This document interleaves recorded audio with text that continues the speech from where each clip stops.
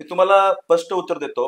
MBA जे आता लोक शिकवतात, शिकवणारे जे टीचर आहेत, तर 90% स्कूल कॉलेजमध्ये ज्यांनी कधी बिझनेस केलाच नाही ते लोक बिझनेस शिकवतात. तर मला डायरेक्टली तुम्हाला फायदा होतो एमबीएचा, नाही असं नाही. बट मी जर काय मेजॉरिटी जर बघितली तर मेजॉरिटी लोक विदाउट एमबीए रेग्युलरली, मतलब काही लोकांची 10वी पण नाहीये, 7वी पण नाहीये, काही लोकांची 12वी पण नाही, असे पण लोक मोठे मोठे करोडचे बिझनेस करतात. तर मला वाटतं फक्त एमबीए झाला किंवा फक्त हायर एज्युकेशन झालं म्हणजे बिझनेस करू शकता असं नाहीये. कोणीही बिझनेस करू शकतो. फक्त तुम्हाला मार्केटमध्ये तुमचं स्वप्न पाहिजे, त्याचबरोबर प्रॉब्लेम सॉल्व्ह करता आला पाहिजे लोकांचा, आणि जिद्द पाहिजे काहीतरी ब्रेक थ्रू करायचा.